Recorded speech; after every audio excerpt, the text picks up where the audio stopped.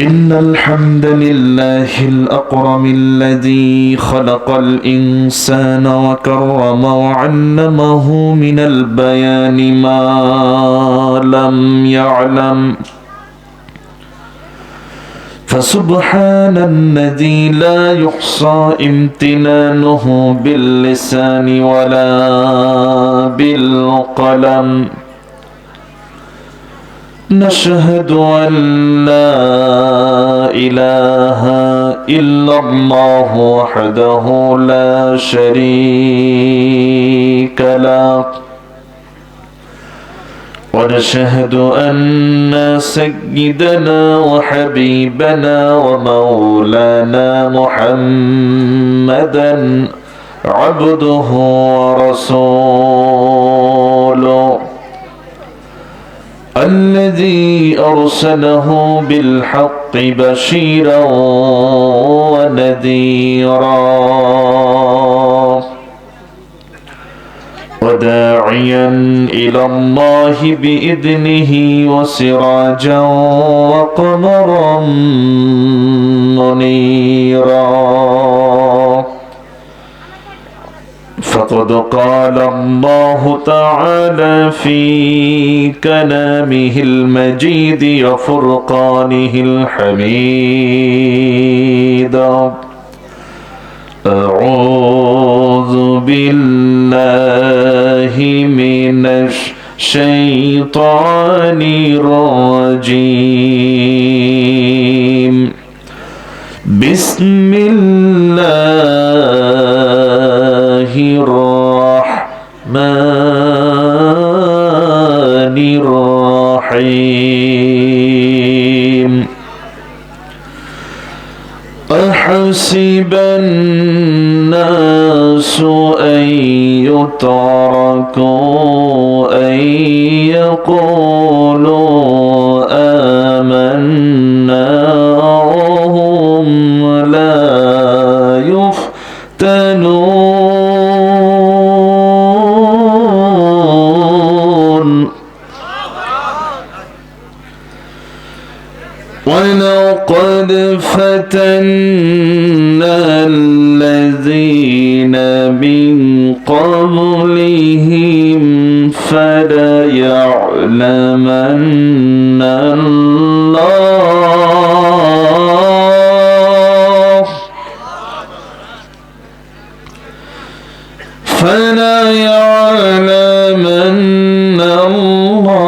الله الذين صدقوا وليعلمن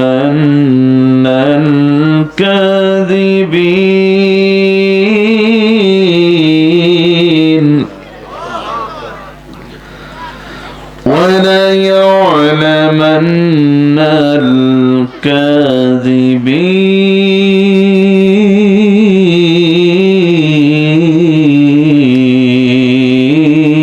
الكاذبين. الله أكبر. بسم الله الرحمن الرحيم. إن الله وملائكته يصلون على النبي يا أيها الذين آمنوا صلوا عليه وسلموا تسليما.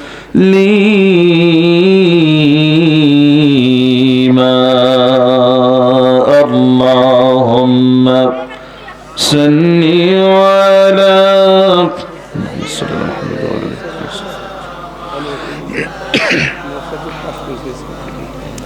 وعلى آل পানি দিন গলা টানতেছে মনে হচ্ছে। একটু মোহাব্বত দিয়ে নবীর প্রেমে মাতোয়ারা হয়ে জবান খুলে উচ্চ আওয়াজ একসঙ্গে বলে উঠছি আল্লাহুম্মা সাল্লি আলা। একটু ভলিউম বাড়াতে পারেন। থাক وعلى آله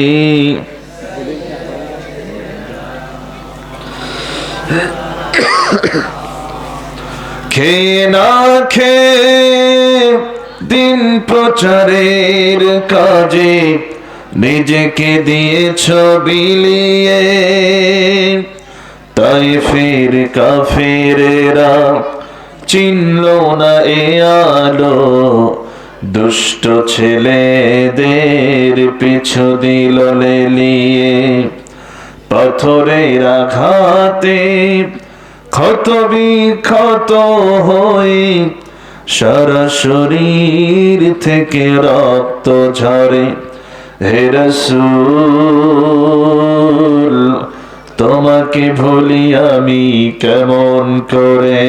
আল্লাহুম্মা সাল্লি আলা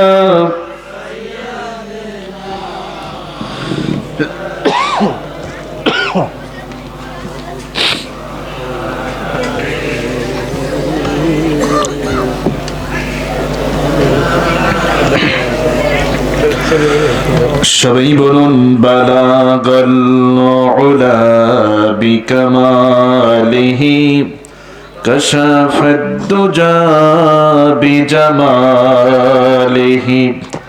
হাসনাত জামিউ খিসালিহি সাল্লু ও নাইফুল তো बुलबुल का तरन्नुम भी न हो, जिन्ने दहर में कलियों का तबस्सुम भी न हो। बलागल उला बिकमालिही कशफद दुजा बिजमालिही हसनत जमीउ खिसालिही सल्लु अलैहि अल्लाहुम्मा आमीन। रब्बना ज़लमना अनफुसना व इन लम तगफिर लना व तरहमना लनकूनन्ना मिनल खासिरिन। আল্লাহ তাআলা ঐতিহ্যবাহী নাটোর জেলার বাগাতিপাড়া উপজেলার কলাবাড়িয়া মরহুম আনিসুর রহমান নুরানী হাফিজিয়া মাদ্রাসার উন্নয়ন কল্পে আয়োজিত বিশাল এই তাফসীরুল কোরআন মাহফিলের ময়দানে বসে আমরা গুনাহগার তোমার প্যারা হাবিব পাকের উপরে কয়েক মর্তবা দরুদ ও সালাম পড়েছি। মেহেরবানি করে দরুদ ও সালাম টুকুন সোনার মদিনায় নবী পাকের রওজা মোবারকে পৌঁছায় দাও। তাম বিশ্বের মাটির নিচে যত মুমিন মুমিনাত শুয়ে আছেন তাদের আরওয়ার পরে সব পৌঁছায় দাও। আল্লাহ তাআলা এই মাহফিলের আয়োজন যারা করেছেন আর শোনার জন্য যারা এসেছেন, কিয়ামতের দিন মুসিবতের সময় এই মাহফিল আমাদের সকলের জন্য নাজাতের ওসিলা বানায়া দিও। ইয়া রব करम तो अगर करे वो बातें ज़ुबा को जो दिल पर असर करे। तक़ब्बल मिन्ना इन्नका अंतस समीउल अलीम व तुब अलैना इन्नका अंतत तव्वाबुर रहीम। सुब्हान रब्बिका रब्बिल इज्जति अम्मा यसिफून व सलामुन अलल मुरसलीन আলহামদুলিল্লাহি রাব্বিল আলামিন। ঐতিহ্যবাহী নাটোর জেলার বাগাতিপাড়া উপজেলার কলাবাড়িয়া মরহুম আনিসুর রহমান নুরানী হাফিজিয়া মাদ্রাসার উন্নয়ন কল্পে আয়োজিত 20তম বার্ষিকী ঐতিহাসিক তাফসীরুল কোরআন মাহফিল 2024 মহতী আয়োজনের সম্মানিত সুযোগ্য শ্রদ্ধাভাজন সভাপতি আলহাজ হযরত মাওলানা মোহাম্মদ পিয়ার উদ্দিন সাহেব, দোয়া করছি আল্লাহ পাক তার হায়াত এবং রিজকের মধ্যে বরকত দান করুন, বলছি আমিন। আজকের প্রোগ্রামে আমন্ত্রিত উলামায়ে কেরাম, ফুকাহায়ে ইসলাম, বিশেষ করে আমার পূর্বে যিনি কথা বলেছেন হযরত মাওলানা মোহাম্মদ আব্দুর রাজ্জাক খেলারি, সহকারী মাওলানা শিক্ষক, কারবালা সিদ্দিকিয়া দাখিল মাদ্রাসা,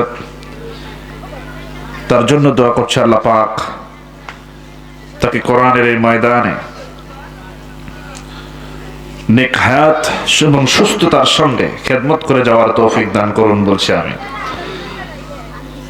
আজকের প্রোগ্রামের আমন্ত্রিত অতিথিবৃন্দ অবশ্য বেশি নাই, অল্প কয়েকজন আছেন। তবে কিছু কিছু জায়গায় দেখা যায় পোস্টারের ভিতরে অতিথিদের নামের ঠেলায় মানে বক্তার নামটাই খুঁজে পাওয়া কঠিন, এত নাম দেখা যায় কোন কোন জায়গাতে। সেদিক থেকে আলহামদুলিল্লাহ অনেক ভালো, মানসম্মত হয়েছে। খুব বেশি নাম এখানে দেওয়া হয়নি। কেন বললাম কথাটা, গত বছর একটা প্রোগ্রাম উত্তরবঙ্গের, দেখি যে একটা পোস্টারের ভিতরে এমন ভাবে নামগুলো লেখছে, আমন্ত্রিত অতিথি, মানে বরেণ্য অতিথি, সম্মানিত অতিথি, এরপরে সর্বশেষে বিশেষ অতিথি। তো ভাবলাম যে একটু গুনে দেখি কয়জন আছে। তো বিশেষ অতিথির ঘরে গোনা শুরু করলাম, গুনে দেখি বিশেষ অতিথির ঘরেই মাত্র 317 জনের নাম লেখা, বুঝলেন? চিন্তা করেন, অন্যান্য তো আছেই। সেদিক থেকে আলহামদুলিল্লাহ অনেক ভালো।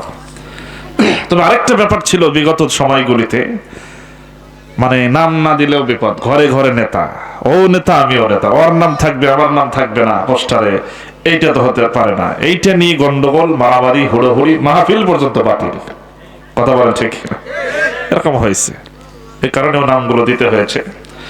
যাই হোক, সে সমস্ত অতিথিবৃন্দ সহ প্রশাসনের দায়িত্বে নিয়োজিত কর্মকর্তা বিন্দু, সুপ্রিয় সাংবাদিক বন্ধুগণ, আচ্ছা ইকোটাও লাগাতে বলেন একটু, এবং আমার সামনে উপস্থিত অত্র অঞ্চলের কাছে ও দূরের আমার অত্যন্ত হৃদয়ের তৌহিদের পতাকাবাহী, কালেমার ঝান্ডাবাহী, দিন ইসলামের নরসারিদুল প্রিয় দিনী মুজাহিদ ভাইরা, পর্দায় আছেন এলাকার সম্মানিত মা ও বোনেরা, আলোচনার সূচনায় আনুষ্ঠানিকতার মধ্য দিয়ে আমি আবারও আমার পক্ষ থেকে ভক্তিপূর্ণ সালাম পেশ করছি।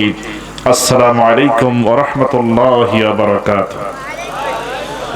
আমি একটু জানতে চাচ্ছি আবারও সকলে কেমন আছেন? ভালো রাখার মালিক কে? মন্দ রাখার মালিক? সকল অবস্থায় বান্দা শুকরিয়া আদায় করবে কার? আসুন আগে ওই আল্লাহর শুকরিয়া আদায় করে নেই যে মহান তবরকতার আমাকে আপনাকে সারাদিনের কর্মব্যস্ততাকে পাড়ি দিয়ে যে সময় ক্লান্ত শ্রান্ত এই শরীরটাকে বিশ্রাম দেবার জন্য আমরা আরামের বিছানায় যেতাম, ঠিক সেই মুহূর্তে আরামের বিছানাকে মাইনাস করে শুধুমাত্র কোরআনের আকর্ষণে নিজেদের জীবনের গুনাহ মাফের আশায় জান্নাতের এই বাগানে আসার বসার সুযোগ যে মহান তবরকতালা করে দিলেন, ওই আল্লাহর জন্য বলছি আলহামদুলিল্লাহ। আরো একবার বলছি আলহামদুলিল্লাহ। বলছি রব্বানা লাকাল হামদ হামদান কাসীরান তাইয়িবান মুবারাকান ফীহি ইয়া রাব্বি লাকাল হামদু কামা ইয়ানবাগি লিজালালি ওয়াজহিকা ওয়া আযীমি সুলতানিক।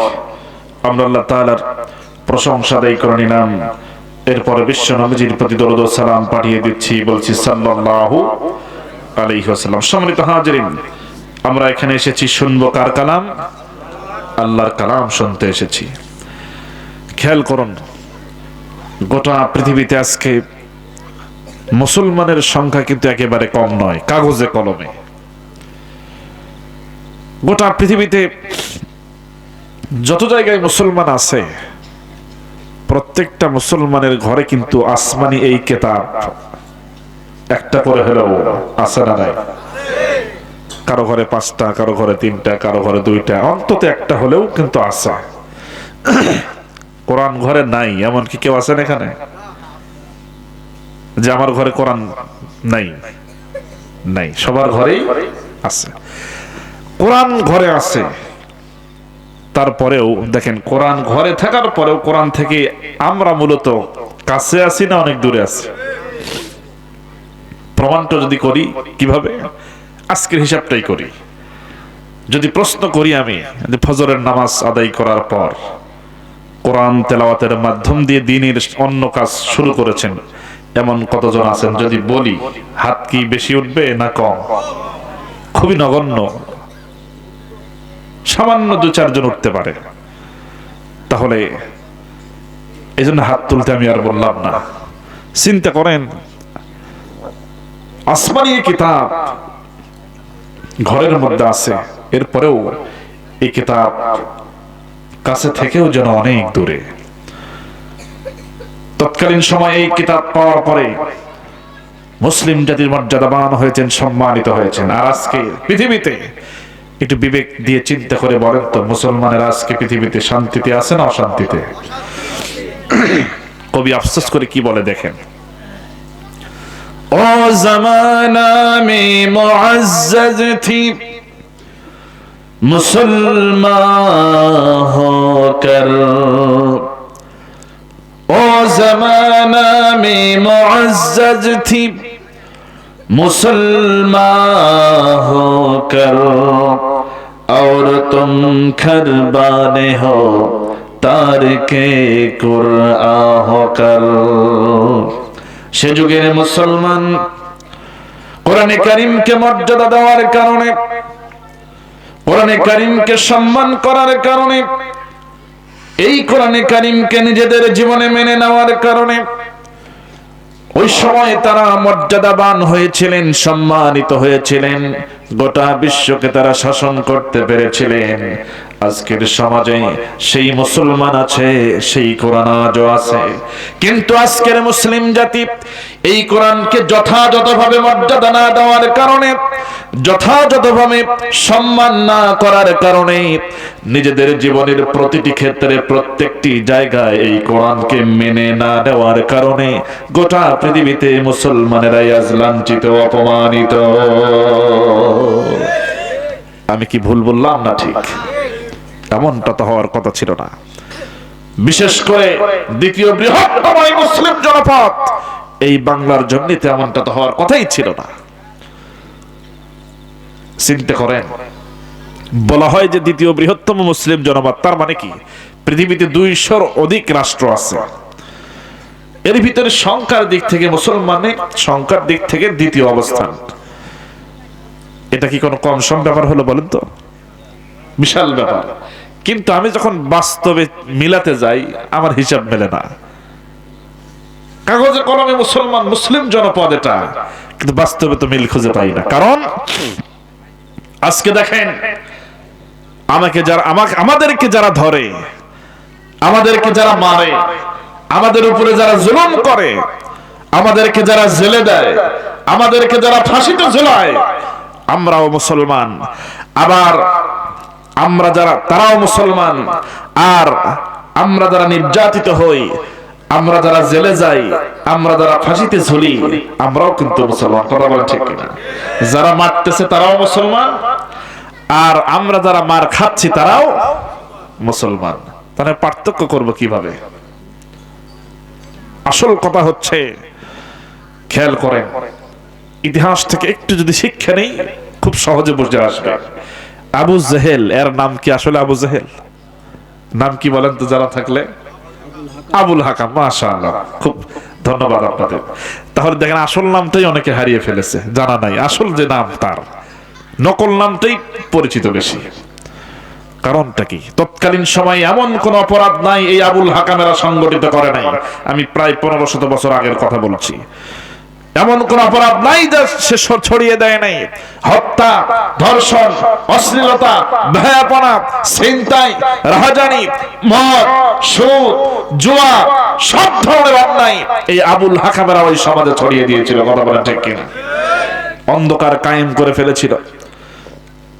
আজকের সমাজেও দেখেন, মুসলিম জনপদ আমরা যতই বলি, এই জনপদের দায়িত্ব যারা পালন করেছে বিগত দিনগুলোতে, বেশি অতীতে যাব না, এই সামান্য 15-16 বছরের মধ্যে যদি যাই, তাহলে আমরা দেখতে পাবো যে ওই আবুল হাকামেরা যেমন সমস্ত অন্যায় পাপ দিয়ে সমাজকে কুলুষিত করেছিল, অন্ধকার কায়েম করে ফেলেছিল, এরাও ওই আবুল হাকামদের তরিকায় ওই একই ভাবে এমন কোন পাপ নাই যা এই বাংলার জমিনে মুসলিম জনপদে ছড়িয়ে দেয় নাই। কথা বলা ঠিক কিনা?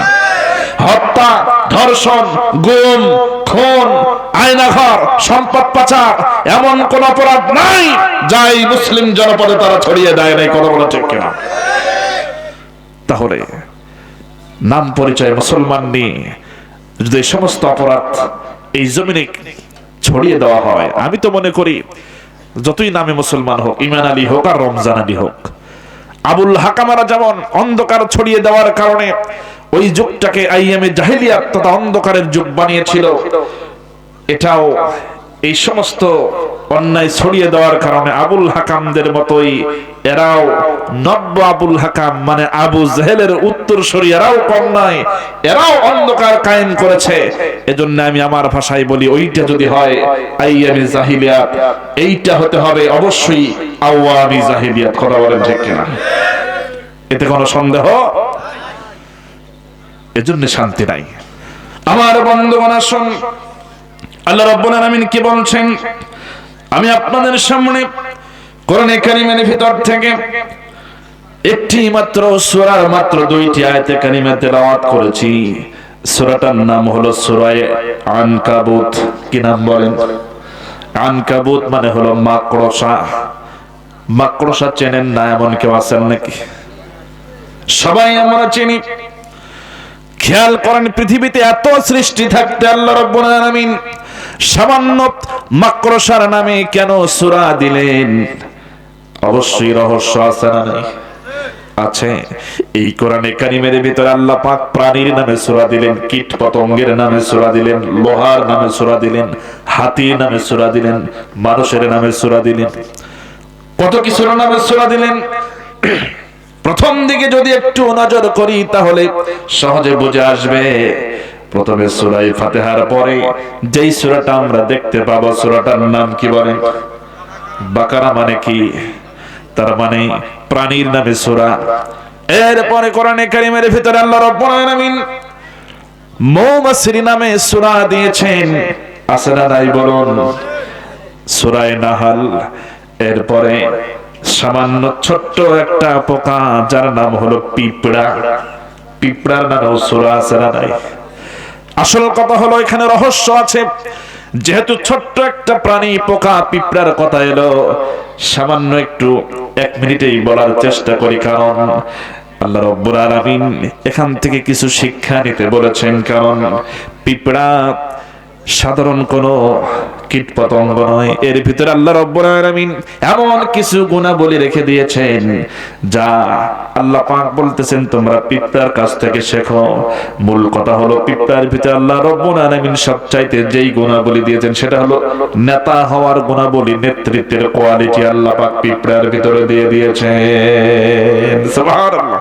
নেতা কেমন হতে হবে এটা পিঁপড়ার থেকে শেখো।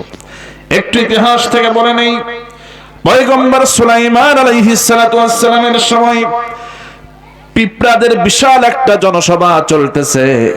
কাদের জনসভা? পিঁপড়াদের, পিপিলিকা, অসংখ্য লক্ষ লক্ষ কোটি কোটি পিপিলিকা জনসভা চলতেছে। আর তাদের যে নেতা সে বক্তব্য দিতেছে এই লক্ষ লক্ষ কোটি কোটি পিঁপড়াদের সামনে দাঁড়ায়া। হঠাৎ করে বক্তব্য দেওয়ার ফাঁকে এই পিঁপড়াদের নেতা আরেক দিকে রাস্তার পথের দিকে তাকায়া দেখতেছে যে পয়গম্বর সুলাইমান আলাইহিস সালাতু ওয়াস সালাম সেনা বাহিনী নিয়ে ওই পথ ধরে আসতেছে। এই না দৃশ্য দেখি এই পিঁপড়াদের নেতা সঙ্গে সঙ্গে লক্ষ লক্ষ কোটি কোটি এই পিপিলিকার দিকে লক্ষ্য করে বলতেছে, সাবধান হয়ে যাও, আমি এতক্ষণ তোমাদের সামনে যে ভাষণ দিতেছিলাম, আমি তোমাদের সামনে যে বক্তব্য দিচ্ছিলাম, এই মুহূর্তে আমি তা বন্ধ করে দিলাম।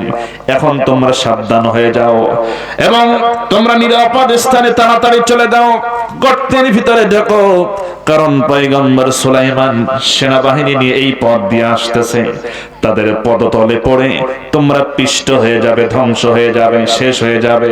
তাড়াতাড়ি করে গর্তের ভিতরে ঢুকে পড়ো, তাড়াতাড়ি করে এখান থেকে সরে যাও।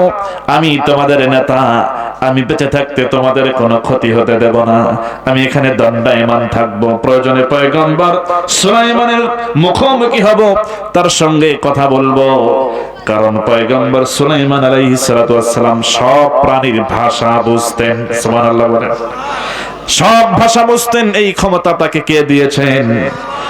এবার পিঁপড়াদের নেতা বলতেছে, আমি পয়গম্বরের মুখোমুখি হব, প্রয়োজনে তাড়াতাড়ি এখান থেকে তোমরা সরে যাও, আমি জীবনের ঝুঁকি নিয়ে এখানে দাঁড়িয়ে থাকবো, তোমাদেরকে নিরাপত্তা নিশ্চিত না করে আমি এখান থেকে যাব না। খেয়াল করেন, এটা সূরা নমলের তাফসীর পড়লে আপনারা পেয়ে যাবেন। এবার পিঁপড়া দেখেন পিঁপড়া কেমন নেতা, তার অধীনস্থ সমস্ত নেতা কর্মী, সমস্ত জনপদের পিঁপড়া সমস্ত কর্মী বাহিনী সমর্থকদেরকে বাঁচাবার জন্য, গর্তের ভিতরে ঢোকাবার জন্য, নিরাপত্তার জন্য কত পেরেশান। আর আমরা দুনিয়ায় চলতে গিয়ে এমন নেতার অনুসরণ করি, আমরা এমন নেতাকে ফলো করি যে নেতারা তাদের অধীনস্থ কর্মী, অধীনস্থ সমস্ত সদস্যদের, জনপদের লোকদের চিন্তা নিরাপত্তা তো দূরের কথা, বরং নিজেরাই সুযোগ বুঝে পালায়া চলে যায়। কথা বলা ঠিক কিনা? আল্লাহ পাক বলছেন এরকম নেতা হওয়া চলবে না। নেতা হলে পিঁপড়ার মতো হতে হবে, জীবনের ঝুঁকি নিয়ে দাঁড়িয়ে থাকতে হবে। জনপদের পিঁপড়াদের নিরাপত্তার জন্য যেমন এই পিঁপড়াদের নেতা দাঁড়িয়েছিল, নিরাপত্তা নিশ্চিত না করা পর্যন্ত, তাদের আশ্রয় না দেওয়া পর্যন্ত যেমন জীবনের ঝুঁকি নিয়ে দাঁড়িয়েছিল, তোমাকেও তোমার অধীনস্থ কর্মী বাহিনীর নিরাপত্তা নিশ্চিত না করে তুমি সেখান থেকে সরে যেতে পারবে না। প্রয়োজনে সামনের কাতারে তোমাকে দাঁড়িয়ে থাকতে হবে। নেতার গুণাবলী এমন হতে হবে যেন কর্মী বাহিনীর উপরে এক চুলাচল না লাগে। কথা বলা ঠিক কিনা? এরকম নেতা হওয়া লাগবে। কিন্তু আফসোস, আমরা সেই নেতাদের আনুগত্য করি। আসল কথা হচ্ছে, পালিয়ে যাওয়া তো ভালো লক্ষণ নয়। কোন নেতা যদি পালিয়ে যায়, বুঝতে হবে এখানে ঘটনা আছে। আসল কথা হলো, ভালো মানুষ কখনো পালাতে পারে না। যে চোর, যে বদমাশ, যে ডাকাত, সেই মানুষ পালিয়ে যায়, ভালো মানুষ কখনো পালায় না। আমার ভাইরা, আল্লাহ পাক বলছেন পিঁপড়ার থেকে শিক্ষা নাও, পিঁপড়ার গুণাবলী তোমার মধ্যে আনো। আমার বন্ধুগণ, এই জন্য আমি আনলাম, যেহেতু বাংলাদেশ শুধু নেতার নেতা দিয়ে ভরা, কর্মীর চাইতে অনেক দলে নেতাই বেশি। কথা বলেন ঠিক কিনা? এই জন্য একটু কথাটা নিয়ে আসলাম। আমার বন্ধুগণ এরকম করে পিঁপড়ার নামে সূরা দিয়েছেন, ঠিক তেমন এভাবে মাকড়সার নামে সূরা দিয়েছেন, সূরা আনকাবুত। আমি বলবো অবশ্যই কেন মাকড়সার নামে আল্লাহ পাক সূরা দিলেন, আসেন আগে একটু তেলাওয়াত করে নেই। আমার সঙ্গে সবাই পড়ুন। আহসিবান নাসু আইয়ুতরাকু আইয়াকুলু আমান্না ওয়া হুম লা ইফতানুন। আল্লাহু আকবার। আল্লাহ রাব্বুল আলামিন বলেন, মানুষের কি ধারণা, মানুষেরা কে ভেবে নিয়েছে ঈমান এনেছি এই কথা বললেই তাদের ছেড়ে দেওয়া হবে আর তাদের পরীক্ষা করা হবে না। আমি আল্লাহ রাব্বুল আলামিন অবশ্যই ঈমানদারদের ঈমানকে পরীক্ষা করে দেখব। কে বলতেছেন এই কথা? আল্লাহ পাক স্বয়ং বলতেছেন, আমি ঈমানদারদের ঈমানকে পরীক্ষা করব। মানুষের ধারণা করছে যে ঈমান আনছি আর এই কথা বলেই ছেড়ে দেবে আর জান্নাতে চলে যাবে। আমি আল্লাহ এমন না, যে ঈমান এনেছে অবশ্যই তাকে পরীক্ষা দিতে হবে। পরীক্ষা ছাড়া ভালো ছাত্র বোঝা যায় না। খেয়াল করুন, যার ঈমান যত মজবুত তার পরীক্ষাও তত কঠিন। কথা বলেন ঠিক কিনা? এটা মাথায় রাখতে হবে। আমার বন্ধুগণ, শুনেবার সূরার নামটা যেহেতু আনকাবুত, মাকড়সার নামে সূরা, একটু খেয়াল করুন। 2 মিনিটে বলে দেই, আমরা মুসলমানেরা কোন সময় এই কিতাবকে নিয়ে গবেষণা করার চিন্তাও কখনো করি না, অথচ এই কোরআন নিয়ে আল্লাহ রাব্বুল আলামিন গবেষণা করার কথা বলেছে কি বলে নাই?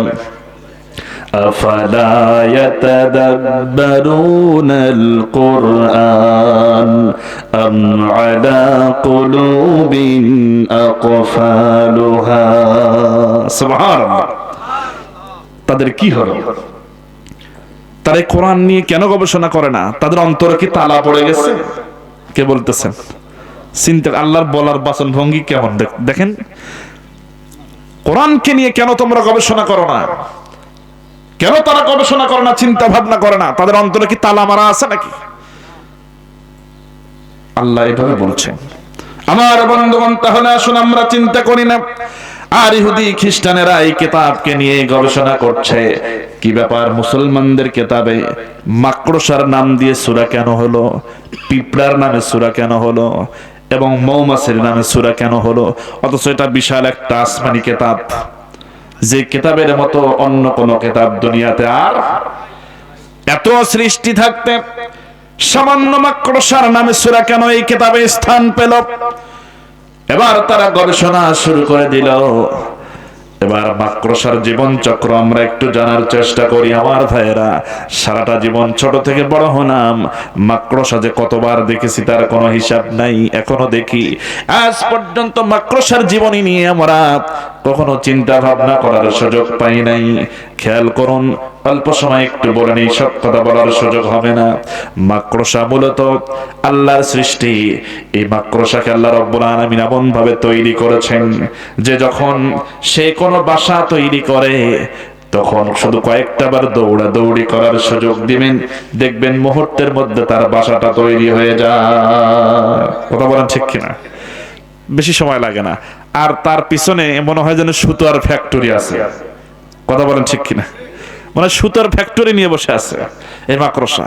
সে সুতা দিয়ে এত সুন্দর করে কারুকাজ করে বাসাটা তৈরি করে, মনে হয় যে কোনো বিশ্ববিদ্যালয় থেকে পড়াশোনা করে ইঞ্জিনিয়ার পাস করে আসছে, এমন একটা ভাবখানা। এবং শুধু তাই নয়, এই মাকড়সার এই বাসা দেখেই কিন্তু আপনার এই যে ভূমি মাপার যন্ত্র আবিষ্কার করার থিওরি কিন্তু বিজ্ঞানীদের মাথায় আসে। এবার খেয়াল করুন, আমরা তো দেখি তার পেছনের রাস্তা দিয়ে সুতা বের হয়, আসলে এটা সুতা নয়। আল্লাহ রাব্বুল আলামিন এই মাকড়সার পেটের ভিতরে দুই ধরনের তরল জাতীয় পদার্থ, পানি জাতীয় পদার্থ রেখে দিয়েছেন। কয় ধরনের? দুই ধরনের। তার মধ্যে একটা হলো স্বাভাবিক পর্যায়ের, আরেকটা হলো বিষাক্ত পয়জন জাতীয়। মনোযোগ দিবেন, এখানে বিজ্ঞান রিসার্চ করে তত্ত্বটা দিয়ে দিচ্ছে। এই মাকড়সার পেটের ভিতরের দুই ধরনের পানি, একটা স্বাভাবিক ধরনের আর একটা বিষাক্ত জাতীয়। স্বাভাবিক ধরনের পানি যখন সে ছেড়ে দেয় তার পিছনের রাস্তা দিয়ে, এবং দেখা যায় এই পৃথিবীর আলো এবং বাতাস ওই তার স্বাভাবিক ধরনের নির্গত করা ছেড়ে দেওয়া সেই পানি স্পর্শ করা মাত্রই 1 সেকেন্ড দেরি হয় না, 1 মুহূর্ত দেরি হয় না, সঙ্গে সঙ্গে সেই পানি সুতায় পরিণত হয়ে যায়। সুবহানাল্লাহ। আমরা দেখি যে সুতা দেখা যায়, আসল কথা হচ্ছে সে ওই তরল স্বাভাবিক জাতীয় যে পদার্থ পানি ওটা ছেড়ে দেয়। এই পৃথিবীর আলো বাতাস, পানি বাহির হওয়ার মাত্রই তো আলো বাতাস পায়, এবং এখানে কিন্তু সেকেন্ডেরও আগে, মাইক্রো সেকেন্ডের আগেও এখানে আল্লাহর কুদরত কাজ করে, সঙ্গে সঙ্গে এটা সুতার মতো রূপান্তর হয়ে যায়। সুবহানাল্লাহ। এবং এই সুতা কিন্তু এক ধরনের আঠালো জাতীয়। কথা বলেন ঠিক কিনা? আঠালো জাতীয় সুতা। এই সুতা দিয়ে সে বাসাটা বানায়। আমার বন্ধুগণ, এবার তার খাবারের প্রয়োজন, সে কিন্তু অন্যান্য হিংস্র প্রাণীর মতো শিকার করতে যায় না, সেই বাসা বানায় সে মাঝখানে বসে থাকে। কারণ সে জানে শিকার নিজেই আমার জালে ধরা দেবে, আমি এই জাল দিয়ে শিকারকে পাকড়াও করব। এই নিয়তে কিন্তু মাকড়সা বসে থাকে, বিভিন্ন জায়গায় সুযোগ বুঝে বাসা বানায় সে বসে থাকে। এবার ওই রাস্তা দিয়ে যখন কোনো পোকা যখন উড়ে আসে, কোনো ফড়িং হোক পোকা হোক, এবার এই তার বাসার সঙ্গে জালের সঙ্গে সুতার সঙ্গে যখন টাচ লাগে আর সে নড়তে পারে না, আটকে যায়। কারণ আঠালো জাতীয় তার সুতা হওয়ার কারণে যতই নড়াচড়া করে ততই প্যাঁচ খেয়ে যায়, সে আর উদ্ধার পায় না। মাকড়সা বুঝতে পারে আমার কাজ সফল হয়ে গেছে, আমার শিকার ধরা দিয়েছে। আস্তে করে সে শিকারের কাছে চলে যায়, ওই আটকে যাওয়া পোকার কাছে। এবার গিয়ে কিন্তু খাওয়া শুরু করে না, কিছু নিয়ম কানুন সে মেনে চলে। এবার যাওয়া মাত্রই তার ভিতরে আল্লাহ রাব্বুল আলামিন একটা সূচের মতো একটা জিনিস দিয়েছেন। এটাকে দিয়ে সে পুশ করে, ইনজেকশনের মতো পুশ করে, ওই যে আরেকটা বিষাক্ত পয়জন জাতীয় যেই তরল পদার্থ আল্লাহ পাক দিয়েছেন তার পেটে, এইটা সে পুশ করে এই আটকে যাওয়া পোকার শরীরের ভিতরে ঢুকায়া দেয়। এবার ফিরে আসে, কিছুক্ষণ অপেক্ষা করে, যার কারণে এই বিষাক্ত পয়জন তার ভিতরে ঢুকে দেওয়ার কারণে আটকে যাওয়া পোকার শরীরের ভিতরে যা কিছু ছিল সব চুরমার হয়ে যায়। মুহূর্তের মধ্যে সব পানির মতো, একেবারে জুসের মতো রূপান্তর হয়ে যায়। আল্লাহু আকবার। এবার মাকড়সা আস্তে করে গিয়ে সুস্থা ঢুকায়া দিয়া চুষে চুষে সে খায়। বাচ্চারা যেমন বিভিন্ন কোম্পানির জুস পাইপ ঢুকায় চুষে চুষে খায় না, ওই রকম করে মাকড়সাও গিয়ে খেয়ে নেয়। দেখবেন মাকড়সার বাসার সাথে বিভিন্ন পোকামাকড়ের এই খোসলা পড়ে আছে, ভিতর কিছুই নাই। দেখছেন কিনা আপনারা আমি জানি না, বিভিন্ন পোকামাকড় খোসা পড়ে থাকে, ভিতরটা ফাঁকা। আমার বন্ধুগণের বিস্তারিত বলতে যাব না, বিজ্ঞান তথ্য দিচ্ছে মাকড়সা সে কিন্তু ফাঁদ তৈরি করে, তার বাসাটাই মূলত ফাঁদ। এই পৃথিবীতে যারা চলবে ইমানদারেরা, যারা বলবে ইমান এনেছি, আল্লাহ পাক তো বলেছেন তাদের ইমানটাকে আমি পরীক্ষা করব। তার মানে কিছু নাফরমান এই জমিনে থাকবে, আছে, যারা ইমানদারদেরকে ধরার জন্য মাকড়সার জালের মতোই ফাঁদ তৈরি করে বসে আছে, পথ পেতে বসে আছে ধরার জন্য, একেবারে মাকড়সার জালের মতোই ফাঁদ পেতে বসে আছে আক্রমণ করার জন্য, পাকড়াও করার জন্য। আল্লাহ রাব্বুল আলামিন বলেছেন এইবার মাকড়সার জালের মতো ফাঁদ পেতে যখন তোমাদেরকে পাকড়াও করার চেষ্টা করবে অথবা করে ফেলবে, তোমরা যেন দুর্বল হও না, তোমরা যেন ভেঙে পড়ো না, মজবুত ঈমানের উপর দাঁড়িয়ে থাকবে, ইস্তেকামাত থাকবে। যদি থাকতে পারো আমি রব্বুল আলামিন তোমাদেরকে এই সমস্ত ষড়যন্ত্র থেকে তোমাদেরকে আমি বাঁচায়া দেব। সুবহানাল্লাহি বিহামদিহি। তাহলে বোঝা গেল মাকড়সার নামে সূরা অর্থ আল্লাহ পাক এটাই বোঝাতে চাচ্ছেন, ইমানদারদেরকে ধরার জন্য মাকড়সার জালের মতোই ফাঁদ পেতে থাকবে কিছু নাফরমানেরা। আমার ভাইরা বলেন তো, এরকম ধরে কি ধরে না? কথা বলেন, ধরে কি ধরে না? এবং এই জমিনে আমরা লক্ষ্য করে দেখেছি বিগত দিনে এই যে ছাত্র সমাজের মাধ্যমে যে বিপ্লবটা হলো, দেখেন এরা তো নিরীহ ছাত্র মানুষ, যুবক মানুষ, এরা তো পড়ালেখা নিয়ে ব্যস্ত থাকে, অধিকাংশই এরা তেমন কোন রাজনীতির সাথে সরাসরি ভাবে প্রকাশ্যে জড়িত নয়। দেখেন তাদেরকে পাকড়াও করার জন্য সেনাবাহিনী, বিজিবি, র্যাব, আপনার গোয়েন্দা, পুলিশ, আনসার, ক্যান্সার, এমন কোন বাহিনী নাই যে চতুর্পার্শ্ব থেকে মাকড়সার জালের মতো তাদেরকে ধরার জন্য চেষ্টা করে নাই। কথা বলেন ঠিক কিনা? তাদেরকে একেবারে সাঁড়াশি অভিযানে তাদেরকে শেষ করার জন্য পরিকল্পনা তারা গ্রহণ করেছিল। কিন্তু আল্লাহ পাক তাদের ভিতরে ঈমানি জজবা দিয়েছেন। যেই যুবকদেরকে নিয়ে আমরা হতাশাগ্রস্ত থাকতাম যে এই জাতির, এই যুবকদের দিয়ে মনে হয় জাতির কল্যাণ হবে না, কিন্তু আল্লাহ পাক সেই যুবকদেরকে টার্গেট করে, সেই ছাত্র সমাজকে টার্গেট করলেন এবং তাদের মাধ্যমে এই জমিন থেকে বড় একটা জালিমের জুলুম থেকে অবসান করেছেন। কথা বলে ঠিক কিনা আমার ভাইরা? হ্যাঁ, প্রয়োজনে কিছু জীবন গেছে, দিতে হয়েছে, কিন্তু শাহাদাত এটা তো মুমিন জীবনের কাম্য। কথা বলেন ঠিক কিনা? শহীদ হয়েছে তারা, প্রায় 2000 শাহাদাত বরণ করেছে। আর আমার বিশ্বাস এই তাজা ফুল যারা ঝরে গেছে, যারা জীবন দিয়েছে, যারা শহীদ হয়েছে, তাদের শাহাদাতের বিনিময়ে এই জমিনে অচিরেই ইসলামের পতাকা উড়বেই উড়বে। কথা বলেন ঠিক কিনা? শত শহীদের রক্তে ভেজা আমার বাংলাদেশে, মাহফিল থেকে বলছি কথা আজকে বীরের বেশে। শত শহীদের রক্তে ভেজা আমার বাংলাদেশে, মাহফিল থেকে বলছি কথা আজকে বীরের বেশে। আমি তো দেখেছি 15 বছর অন্যায় অবিচার, ছাত্র জনতার আন্দোলনে পালালো স্বৈরাচার। কথা বলা ঠিক না? এখনই সময় কোরআনের রাজ কায়েমের হে বীর, আজকের মাহফিল থেকে দিন আল্লাহর তাকবীর, লিল্লাহি তাকবীর, লিল্লাহি তাকবীর। আমি তো দেখেছি সেনা হত্যা সদর দপ্তরে, আলেমদেরকে করলো গুলি শাপলা চত্বরে। কথা বলেন ঠিক কিনা? আমি তো দেখেছি সেনা হত্যা সদর দপ্তরে, আলেমদেরকে করলো গুলি শাপলা চত্বরে।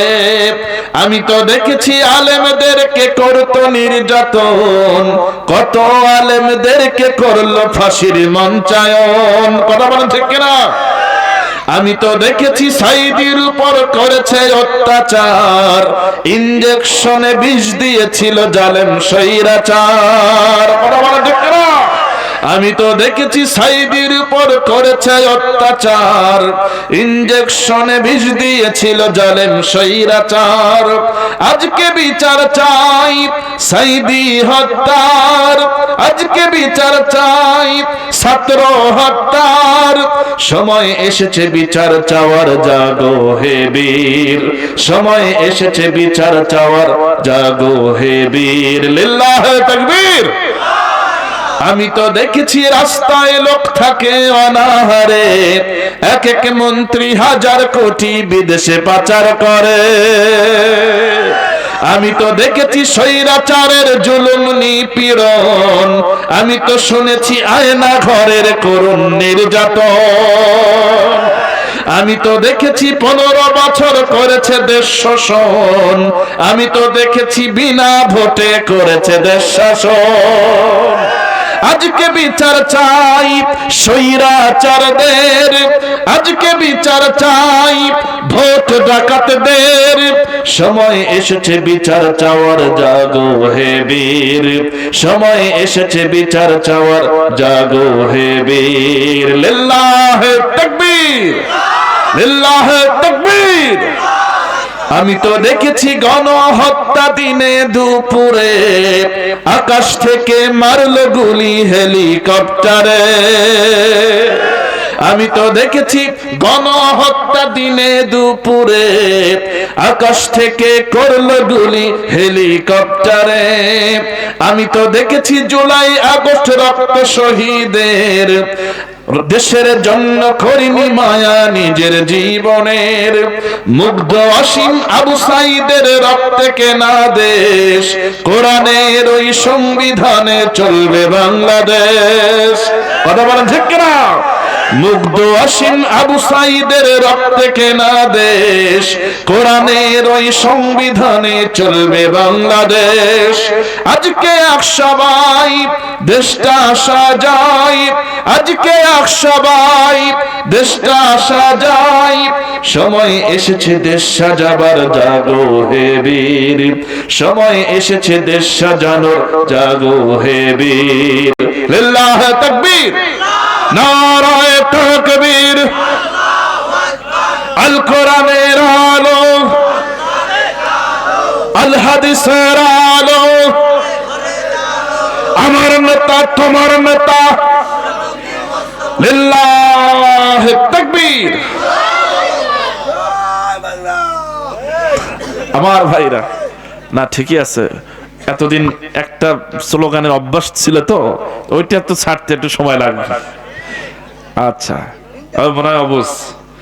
আমার বন্ধুগণ খেয়াল করুন, তাহলে মাকড়সার জালের মতো ফাঁদ তারা তৈরি করবে, যেমনটা আমার নবীজির ব্যাপারে তারা করেছিল প্রথম বৈঠকে। মক্কার নেতা হলো আবু জাহেল, সংসদ হলো দারুন নদওয়া, পার্লামেন্ট মেম্বার তারই সংখ্যাগরিষ্ঠ, কোনো ভোট লাগে না, বিনা ভোটে নির্বাচিত আবু জাহেল, সংখ্যাগরিষ্ঠ তার সংসদ নেতারা পার্লামেন্ট। এই দারুন নদওয়া পার্লামেন্টে সিদ্ধান্ত গ্রহণ হয়ে গেল নবীজির বিরুদ্ধে, আইন পাস করা হলো 3টা। কয়টা বলে? যেটা আল্লাহ পাক কোরআনে কারীমের ভিতরে কিন্তু বলে দিয়েছেন, وَإِذْ يَمْكُرُ بِكَ الَّذِينَ كَفَرُوا لِيُثْبِتُوكَ أَوْ يَقْتُلُوكَ أَوْ يُخْرِجُوكَ وَيَمْكُرُونَ وَيَمْكُرُ اللَّهُ وَاللَّهُ خَيْرُ الْمَاكِرِينَ আল্লাহু আকবার। আল্লাহ রাব্বুল আলামিন জানায় দিলেন, ইয়া রাসূলুল্লাহ, আপনার বিরুদ্ধে কিন্তু আইন পাশ হয়ে গেছে, তাদের সংসদে আইন পাশ হয়ে গেছে, তারা কিন্তু 3টা আইন পাশ করে নিয়েছে। আপনাকে আমি তা জানায়া দিচ্ছি। প্রথম নাম্বার হলো লিউসবিদুকা, তারা হয়তো আপনাকে বন্দী করতে পারে। 2 নম্বরে আও ইয়াকতুলুকা, অথবা আপনাকে হত্যা করতে পারে। অথবা 3 নম্বরে আও ইখরুজুকা, আপনাকে দেশ থেকে বের করে দিতে পারে। কয়টা হলো আইন বলেন? আল্লাহ জানায় দিচ্ছেন এই 3টা আইন কিন্তু তারা পাশ করে নিয়েছে, যে কোনোটা কার্যকর হয়ে যাবে। আমার বন্ধুগণ, মূল কথা হলো শুধু আমার নবীজি নয়, যত পয়গম্বর দুনিয়ায় এসেছেন সকলের ব্যাপারে কিন্তু এমন সিদ্ধান্ত গ্রহণ করেছে কাফের বেঈমানেরা। আমার নবীজির ব্যাপারেও আজকের জামানায়ও ওই পয়গম্বরদের রেখে যাওয়া কাজ যারা করবে, আপনি যদি করেন, আপনি নবীর উম্মত হিসেবে যদি সেই দায়িত্ব পালন করে যান, তাহলে আল্লাহ রাব্বুল আলামিন তিনি স্পষ্ট করে এখান থেকে শিক্ষা নিতে বলছেন, তোমাদেরকেও এইভাবে পাকড়াও করা হবে, তোমাদের বিরুদ্ধে এরকম আইন পাশ হবে, যেমনটা আমরা এই জমিনে দেখতে পেয়েছি। কিনা বলেন? দেখতে পেয়েছি। দেশ থেকে তাড়িয়ে দেওয়ার নজির আছে, কারণ আল্লাহর দ্বীনের দাওয়াত এই জমিনে যিনি দিয়েছেন এবং সবচাইতে সর্বজন পরিচিত যিনি ব্যক্তি, তাকে কিন্তু দেশে থাকতে দেওয়া হয় না, দেশ থেকে বের করে দেওয়া হয়েছে। কথা বলেন, নাম কি তার বলেন তো? ডক্টর মিজানুর রহমান আজহারি ভাই। এর হলো বাস্তব প্রমাণ। তিনি তো পয়গম্বরদের তরিকায় তাদের মতোই দ্বীনের দাওয়াত দিয়ে যাচ্ছিলেন, অত্যন্ত নম্র ভদ্র ভাষায়, আমাদের মতো এরকম কঠিন ভাষায় নয়, এরকম কড়া কথা তিনি কখনো বলেন নাই। কিন্তু তারা সহ্য করতে পারে নাই। এত জনগণের উপস্থিতি দেখে তাদের মাথা ঘুরে গেছে। তারা ভেবেছে ইসলামের যেই গণজোয়ার বাংলার জমিনে শুরু হয়েছে, মনে হয় আমরা নাস্তিক মুরতাদদের পেছনে আর ক্ষমতার চেয়ার থাকবে না। অচিরেই মনে হয় এই দাড়িওয়ালা টুপিওয়ালাদের কাছে ইসলামপন্থীদের পক্ষে সমস্ত জনগণ চলে যাবে, আর আমাদের চেয়ার চলে যাবে, তারাই ক্ষমতার মসনদে বসে যাবে। আল্লাহু আকবার। আসলে আমার দেশের সাধারণ মানুষ তো সবাই আল্লাহ ভীরু। কথা বলেন ঠিক কিনা? সবাই আল্লাহ ভীরু। কিছু নেতা এসে বিভিন্ন ধরনের উল্টাপাল্টা বক্তব্য দিয়ে আমাদেরকে ডাইভার্ট করে নিয়ে চলে যায়, কারণ আমার দেশের মানুষ এত সহজ সরল, এতই বিশ্বাসী যে সহজ ভাবে তাদের দিলটাকে মানে আয়ত্ত করে নেওয়া যায়। একটু বলতে পারলেই, একটু অভিনয় করতে পারলেই সব সমাধান হয়ে যায়। এত সহজ সরল আমার দেশের এই মানুষগুলো। খেয়াল করুন, যেইভাবে তারা চিন্তা করেছিল, একইভাবে আবু জাহেলেরাও চিন্তা করেছিল নবীজিকে বের করে দেবে, অথবা হত্যা করবে, অথবা পাকড়াও করবে, জেলে দেবে। এই 3টা সিদ্ধান্তের ভিতরে কি করা যায়, কোনটা মেনে নেওয়া যায়, কোনটা নেওয়া যায়, সবাই পরামর্শ করতেছে এই 3টার ভিতরে কোনটা কার্যকর করলে ভালো হয়। কেউ বলতেছে আগে বন্দী করো, পরে যা হয় হবে। কেউ বলতেছে না, সেটা ভালো মানুষ, ভালো মানুষকে বন্দী করে রেখে কি লাভ, তাকে দেশ থেকে বের করো, এই ঝামেলা চলে যাক। এবার আরেকটা হলো আও ইয়াকতুলুকা, হত্যার সিদ্ধান্ত। আবু জেহেল মনে মনে চাচ্ছে তাকে হত্যা করাই ভালো, এই ঝামেলা রেখে কি লাভ। দেশ থেকে যদি তাড়িয়ে দেই, ওই দেশে গিয়ে তার দিন প্রচার করবে, যেখানেই তাড়ায়া দেব, বের করে দেব, সেখানে গিয়ে সে দাওয়াত দিবে। কথা বলেন ঠিক কিনা? অতএব যদি হত্যা করা যায়, এটাই সবচাইতে ভালো হবে, ঝামেলাই একেবারে শেষ করে দেই। আমার বন্ধুগণ, এবার সিদ্ধান্ত হয়ে গেল। নবীজিকে আল্লাহ পাক জানালেন, নবীজি বাড়িতে আসলেন। নবীজি এই ঘটনা শোনা মাত্রই আয়াত নাজিল যখন হয়ে গেল, আল্লাহ পাক তাকে সতর্ক করে যে আয়াত নাজিল করে দিলেন। বাড়িতে গিয়ে দরজা নক করলেন, মনটা তার খারাপ। সালাম দিলেন, বাহির থেকে সালাম দিলেন, ভেতর থেকে দরজা কে খুলে দিলেন বলেন? কে? আল্লাহ দরজা খুলে দিল, বাড়িতে গিয়ে সালাম দিলেন। আম্মাজান খাদিজা রাদিয়াল্লাহু তাআলা আনহা দরজা খুলে দিলেন। এবার আমার নবীজির চেহারা মলিন, চেহারা দেখি আম্মাজান খাদিজা রাদিয়াল্লাহু তাআলা আনহা বলতেছেন, ইয়া রাসূলুল্লাহি, আপনার চেহারাটা কেন এমন? কি হয়েছে আপনার? এমনটা তো কখনো দেখি নাই। এত কিছু হয়ে যায়, আপনার চেহারা তো কখনো এরকম থাকে না। বিশেষ করে ঘরে যখন আসেন তখন তো চেহারা সবসময় স্বাভাবিক থাকে, হাত সজ্জল থাকে। আজকে কেন এমন? কি হয়েছে আমাকে বলা যাবে কি ইয়া রাসূলুল্লাহি? নবীজি বলতেছেন, খাদিজা রে, তোমাকেই তো বলবো, তুমি ছাড়া আমার আর কে আছে রে খাদিজা? বাবা নাই, মা নাই, আপন বলতে আমার তুমি ছাড়া আর কে আছে রে খাদিজা? বলো, তোমার কাছেই তো সব কথা বলবো রে খাদিজা।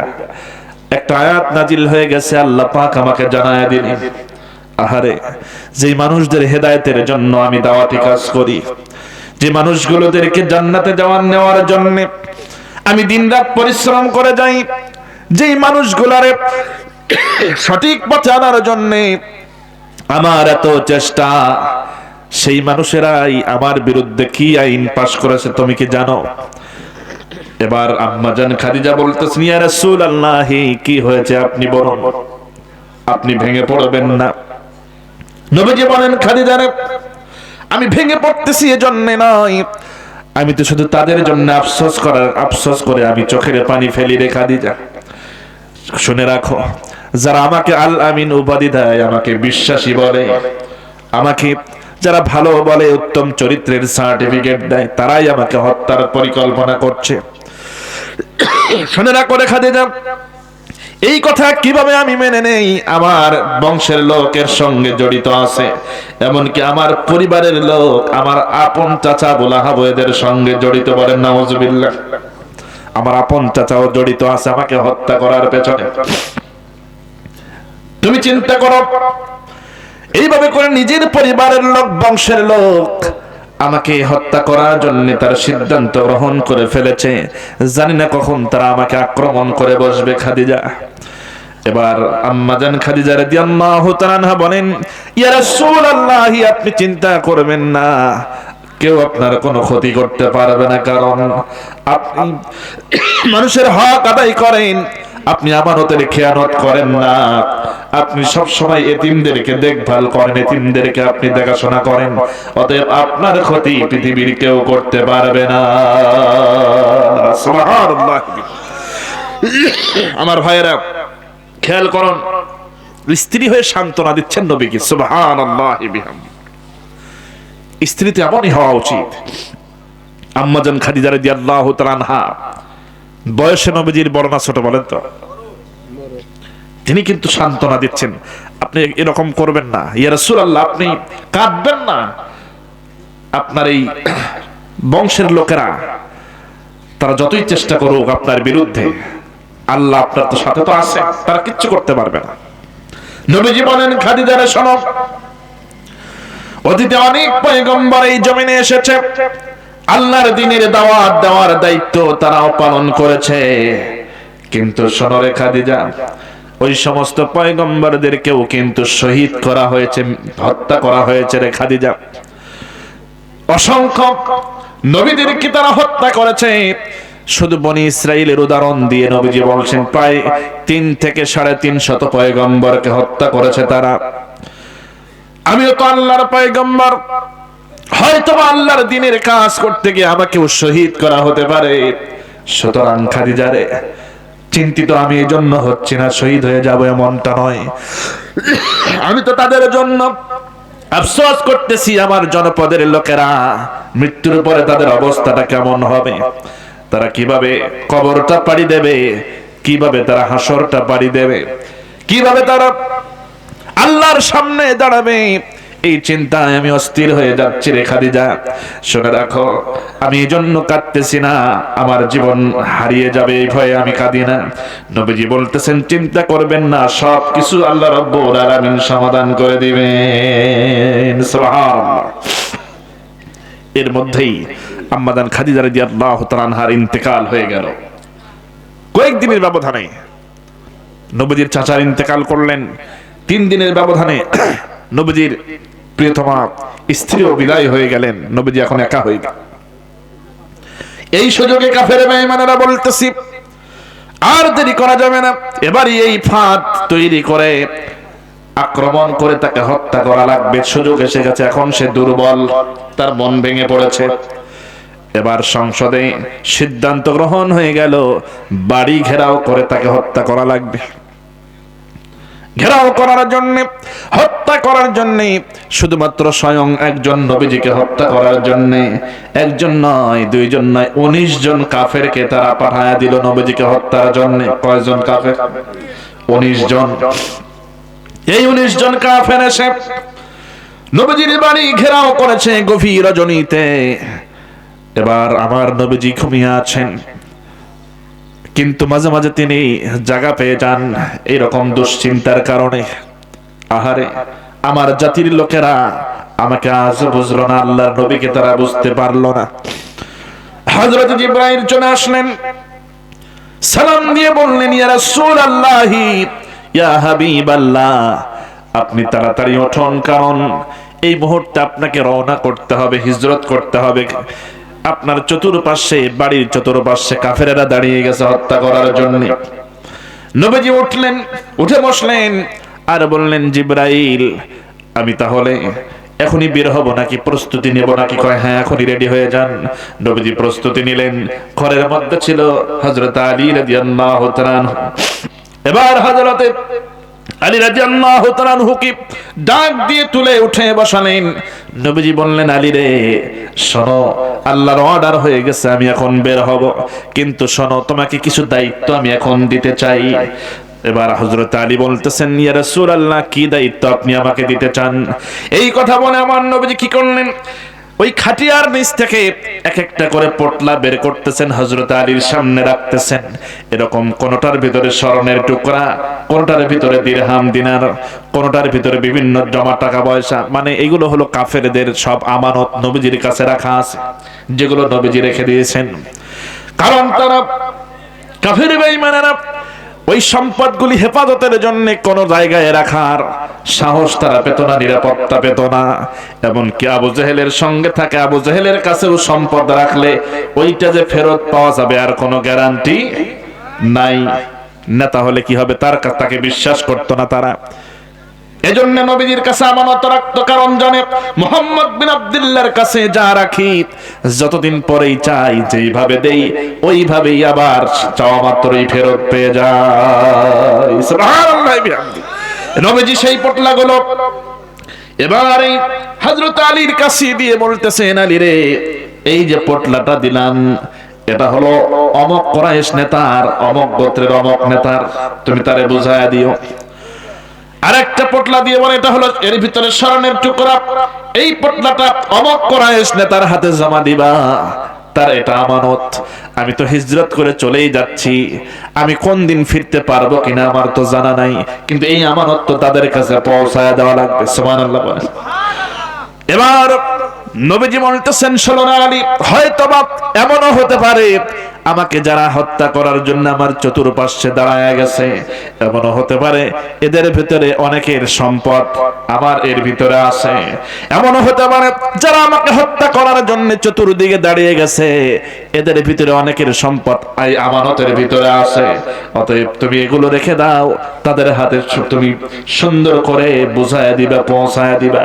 হযরত আলী কেঁদে ফেলেছেন, চোখের পানি ছেড়ে দিয়ে কাঁদতেছেন আর বলতেছেন, ইয়া রাসূলুল্লাহ, ইয়া হাবিবাল্লাহ, কি কথা, আপনাকে যারা হত্যা করতে এসেছে অথচ তাদের সম্পদগুলো আপনি আমানত হিসেবে আমার কাছে জমা দিচ্ছেন, তাদের আমানতের রক্ষা করতেছেন, হেফাজত করতেছেন।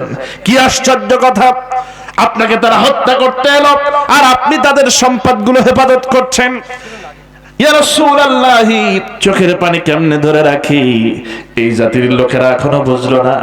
আল্লাহর নবী, অবশ্যই আমি আপনার কথা অক্ষরে অক্ষরে পালন করব, বলেন সুবহানাল্লাহ। খেয়াল করেন, নবীজিকে হত্যা করতে আসছে, অথচ নবীজি বলতেছেন, দেখো এই সম্পদগুলো এমনও আছে এর ভিতরে যে পোটলাগুলো দেখতেছো, এদের যারা দাঁড়ায় আছে এর মধ্যে অনেকের এই সম্পদ আছে। এখানে তুমি নাম ধরে ধরে এগুলো তাদের হাতে দিয়ে দিবা।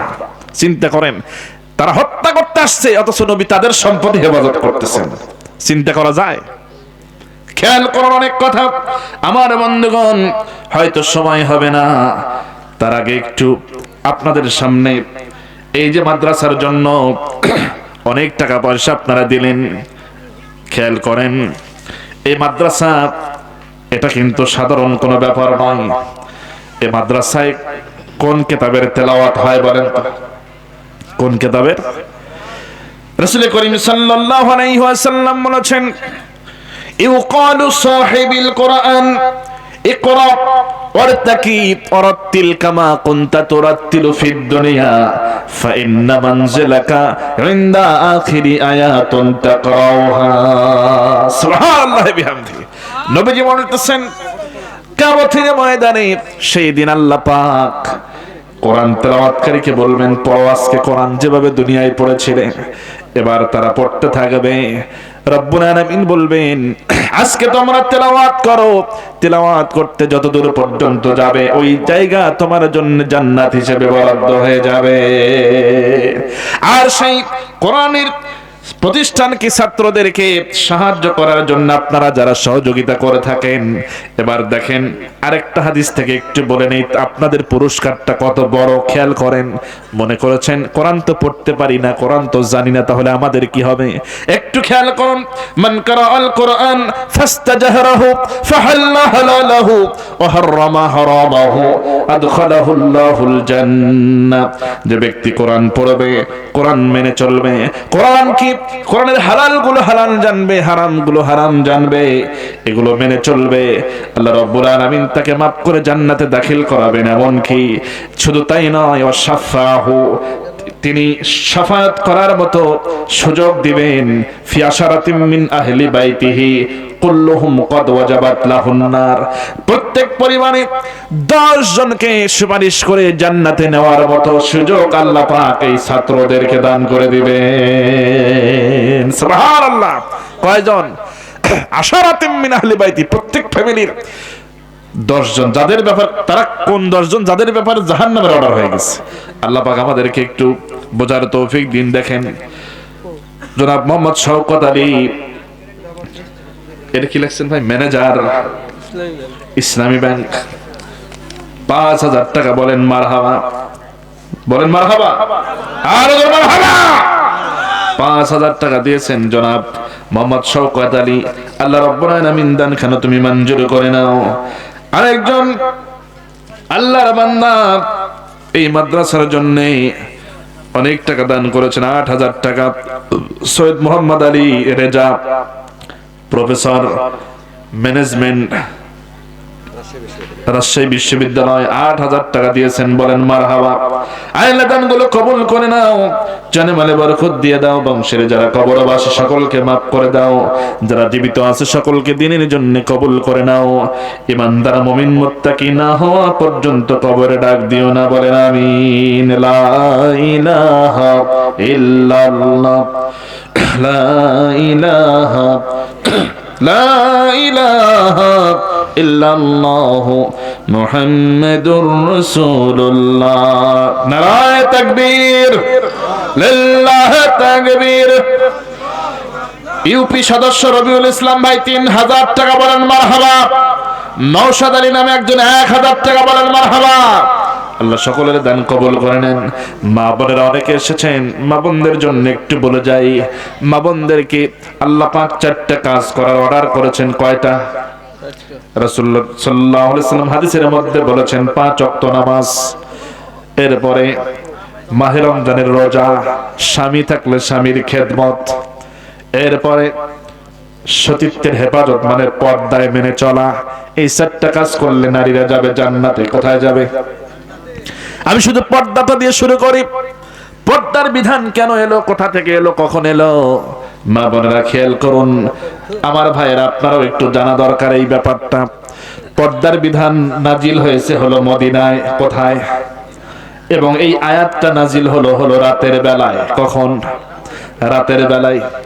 যখন নারীরা এবং পুরুষেরা মসজিদে নববী থেকে এশার নামাজ পড়ে সবাই যে যার বাড়িতে চলে গেছেন, হঠাৎ করে আসমান থেকে নাজিল হয়ে গেল এই পর্দার আয়াত। পর্দার আয়াত যখন নাজিল হলো, আল্লাহর নবীজি বলছেন তাড়াতাড়ি করে তোমরা কে কোথায় আছো এই বিধানটা সকলের কাছে পৌঁছে দাও। আল্লাহ যে আয়াত নাজিল করেছেন এটা মানুষের কাছে পৌঁছে দাও। কিন্তু রাত গভীর হওয়ার কারণে সবার কাছে পৌঁছানো সম্ভব হলো না। যতদূর সম্ভব অনেক জায়গায় তারা পৌঁছে দিলেন, সবার কাছে সম্ভব হলো না। যখন ফজরের আজান হয়ে গেল, সবাই মসজিদে নববীতে এসেছেন নামাজ আদায় করার জন্য। মহিলারাও এসেছেন, তাদের জন্য ভিন্ন ব্যবস্থা ছিল। এবার মহিলারা যারা এসেছেন তারা দেখতেছেন কিছু নারী মাথা থেকে পা পর্যন্ত ঢাকা। ব্যাপারে কি এমন ড্রেস কেন, হঠাৎ করে পোশাকের পরিবর্তন কেন হলো? যারা পর্দা সম্পর্কে জানে নাই এরা বলতেছে কি ব্যাপার, তোমাদের কি হলো, তোমাদের পোশাক কেন এমন হলো, কেন তোমরা শরীর কেমন ভাবে ঢেকে রেখেছো, কারণটা কি? এবার পর্দা যারা মেনে চলে এসেছেন তারা বলতেছেন কেন তোমরা কি জানো না রাতের বেলায় পর্দার আয়াত নাজিল হয়েছে, তোমাদের কাছে কি খবর পৌঁছে নাই? আল্লাহ পাক রাতে নাজিল করেছে, আমরা যখন থেকে জেনেছি এই পর্দার আয়াত নাজিল হয়েছে তখন থেকে এটা আমল শুরু করে দিয়েছি। সুবহানাল্লাহ। এবার যারা জানতে পারে নাই সেই মহিলারা আফসোস করে বলতেছে আহারে কেন রাতের বেলায় জানতে পারলাম না, আহারে আল্লাহর এই হুকুম মানতে আমাদের অনেক দেরি হয়ে গেল, আল্লাহর এই বিধান এই আয়াতকে মানতে আমাদের অনেক লেট হয়ে গেল, অনেক দেরি হয়ে গেল। আহারে যদি রাতের বেলায় জানতে পারতাম তাহলে পর্দা সহকারে মসজিদে আসতাম নামাজ পড়তে। আহারে কেন রাতের বেলায় জানতে পারলাম না, আল্লাহর হুকুম মানতে আমাদের অনেক দেরি হয়ে গেল। এইভাবে করে তারা আফসোস করতেছেন। এবার তারা সিদ্ধান্ত নিলেন পর্দা ছাড়া আর বাড়িতে যাবেন না, মসজিদেই তারা থাকবেন। এজন্য তারা কি করলো, ছোট ছোট বাচ্চাদেরকে তারা নিয়ে এসেছিলেন, তাদেরকে বললেন তাড়াতাড়ি যাও, বাড়িতে যাও, 2-4টা চাদর যা পাও সব নিয়ে এসো। বাচ্চারা সবাই দৌড়ে যে যার বাড়িতে চলে গেল।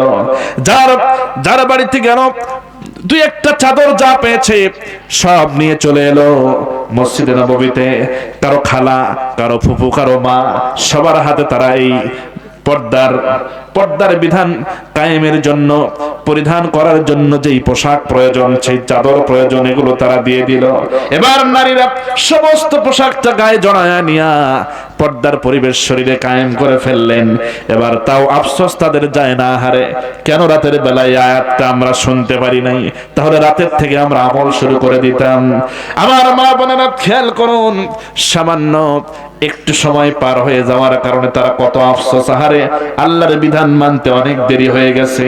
আপনারা কেন আফসোস করবেন না? আপনারা তো সেই আম্মাজান আয়েশার জাতি, খাদিজার জাতি, অবশ্যই এই বিষয়টা খেয়াল রাখবেন। লিল্লাহি তাকবীর।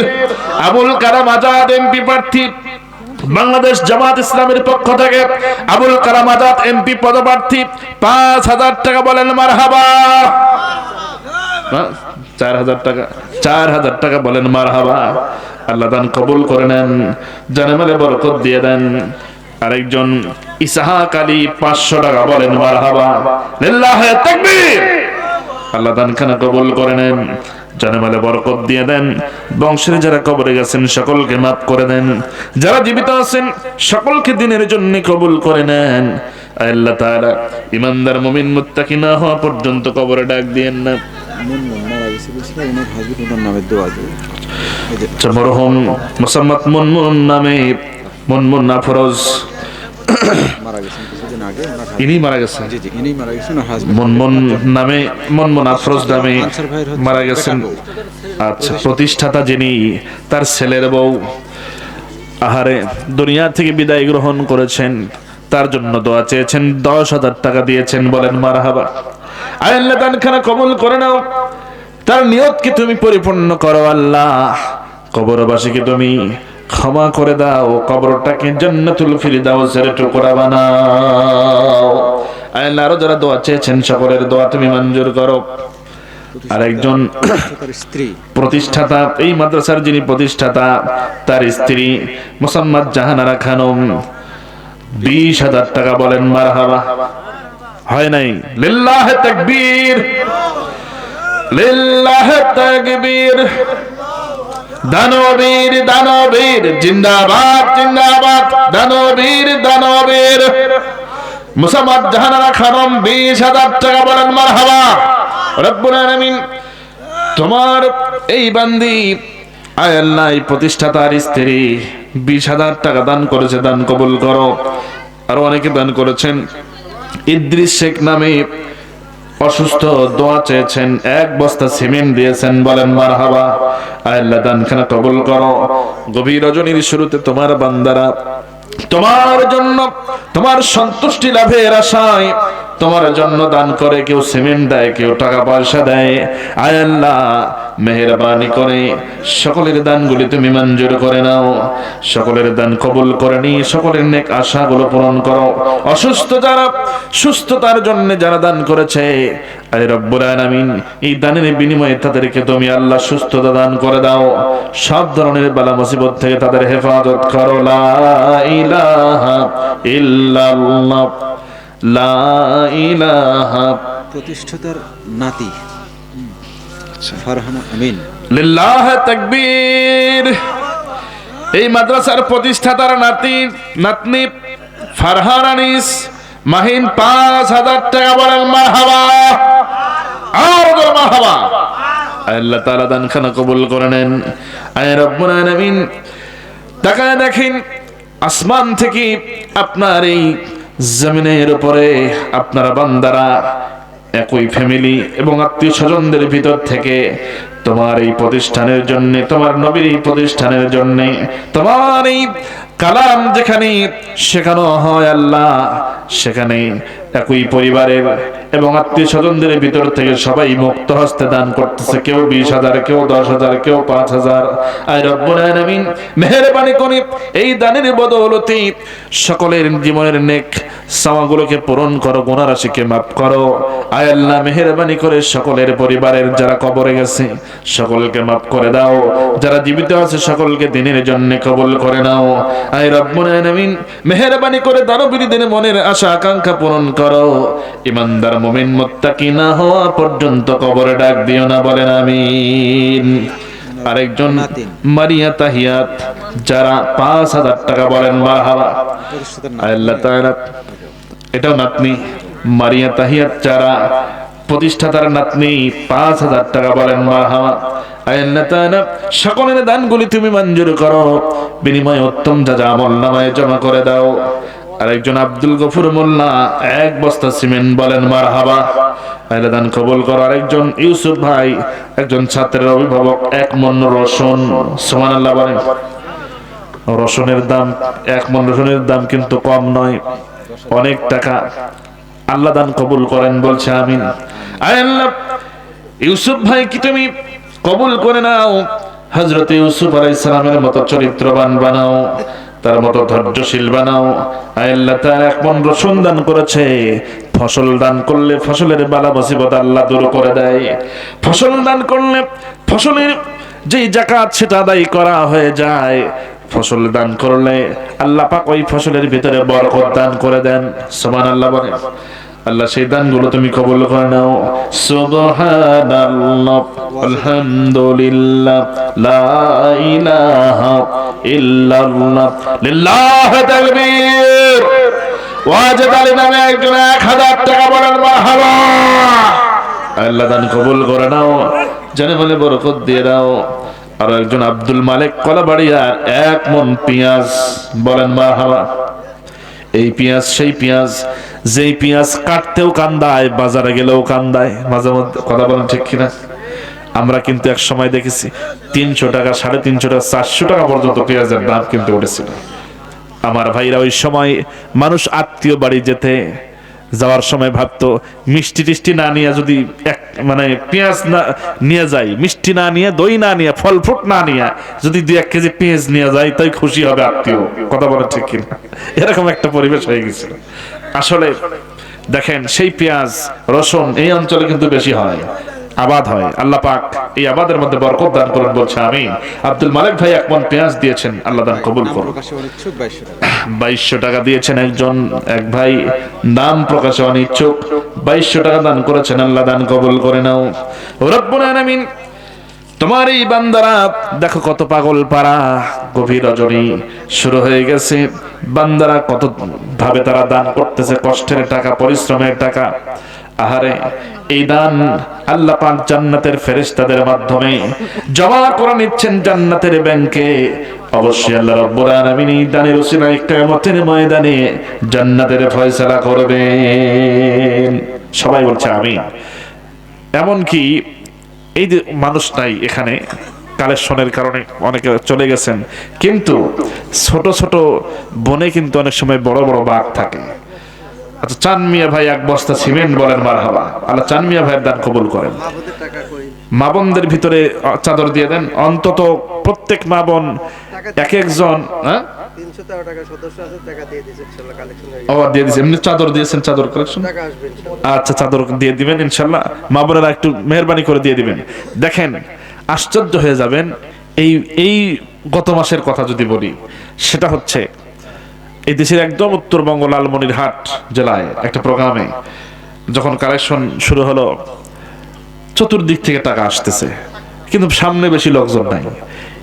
হঠাৎ করে মাইকম্যান, যিনি মাইকওয়ালা, বলতেছে, হুজুর আমি দান করতে চাই। বলে মাশাআল্লাহ, অবশ্যই করবেন, সবাই তো করবে। এখন বলতেছে, হুজুর আপনি কি চান বলেন। আমি আশ্চর্য হয়ে গেলাম তার চেহারা সুরত দেখে, মানে তার কথাবার্তা শুনে আমি অবাক হয়ে গেলাম। বললাম কি চাই মানে?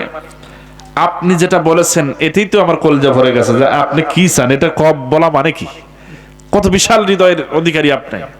তা আপনি যেটা বলেছেন আমি খুশি, আমি কিচ্ছু চাই না, আপনি নিজের থেকে বলেন আপনি কি দিবেন, ওটাই আলহামদুলিল্লাহ। তো মাইকেলা কি বলতেছে জানেন? আশ্চর্য ইতিহাস হয়ে থাকবে। মাইকেলা বলতেছে, হুজুর আপনি আমার নামে 2 লক্ষ টাকা, আমি 2 লক্ষ টাকা দেব। সুবহানাল্লাহ বলবেন না? আশ্চর্য, মানে ইতিহাস হওয়ার মতো কথা। মাইকেলা 2 লক্ষ টাকা ওখানে দিয়ে দিল। আপনি ছিলেন, ভাই ছিল সাথে, সেদিন ভাইকেও পেয়েছিলাম সবার সঙ্গে। চিন্তা করেন, 2 লক্ষ টাকা মাইকেলা। এই মাইকলা কি আর ছাড় দেওয়া হবে বলেন তো? দেখি ভাই কত দেয়। অত দেওয়া লাগবে না, কিছু না কিছু দেওয়া লাগবে। ভাই গেলা আছেন নাকি? অল্প কিছু, যেটাই হোক শরীক হবেন, হবেন ইনশাআল্লাহ। যতটুকুই হোক একটু বললে ভালো হতো। নগদে দিবেন না বাকি? কমিটির সাথে ইনশাআল্লাহ হবে, ইনশাআল্লাহ। দোয়া করছি আল্লাহ পাক তাকে দেওয়ার তৌফিক দান করুন। কারণ কি জন্য দেখেন, আপনাদের সম্মান কিন্তু তিনি বাড়ায় দিয়েছেন ওই মাইকলা ভাই। আমরা হয়তো তাদের জন্য দোয়া করারও অনেক সময় সুযোগ হয় না বা বলি না, কিন্তু দেখেন তারা কত বড় ভূমিকা পালন করতে পারে। আচ্ছা, তাহলে যে জন্য বলতেছিলাম যে ছোট ছোট বনে অনেক বড় বড় বাঘ থাকতে পারে। আচ্ছা, দোকান থেকে 550 টাকা এসেছে, আল্লাহ দান কবুল করুক বলছে আমিন। এরপরে চান মিয়া ভাই এক বস্তা সিমেন্ট, এটা ঘোষণা দিয়েছি, আল্লাহ পাক দান কবুল করুন। এই মাহফিলের সভাপতি সাহেব কে দিয়েছেন? আলহাজ মরহমত পিয়ার উদ্দিন সাহেব। কোথায়? ও আচ্ছা, মাশাআল্লাহ। আজকের মাহফিলের সভাপতি 5000 টাকা, বলেন মারহাবা। আচ্ছা, সভাপতি সাহেব 5000 টাকা একটু কম হয়ে গেল নাকি? না আলহামদুলিল্লাহ, সব দেয় না, আরো দেয় না? আলহামদুলিল্লাহ, আলহামদুলিল্লাহ। না ঠিকই আছে। না, অনেক জায়গায় আছে এমন যে অনেক টাকা পয়সা আছে কিন্তু হয়তো কম দেয় তুলনামূলক। অনেকে বলে যে না হুজুর, আল্লাহ পাক তাকে অনেক সম্পদ দিছে, অনেক কিছু দিছে, তিনি 50,000 টাকা দেওয়ার মতো তার সামর্থ্য আল্লাহ দিচ্ছেন। তো ওই সময় বাধ্য হয়ে একটু অনুরোধ করতে হয়, তারা দেয়ও। যাই হোক, আজকের সভাপতি সব সময় দিয়ে থাকেন আলহামদুলিল্লাহ, সবাই বলতেছেন। তো তারা তো একবারই দিবে এমনটা নয়, আবার তো নিতে হবে নাকি বলেন? তাই আলহামদুলিল্লাহ এটা দিয়েছেন, খুশি মনে আল্লাহ পাক দান কবুল করুন এবং দোয়া করছি আল্লাহ পাক তার নেক হায়াত এবং সুস্থতা যেন দান করেন। আসেন, আমরা শেষের দিকে চলে এসেছি এখন।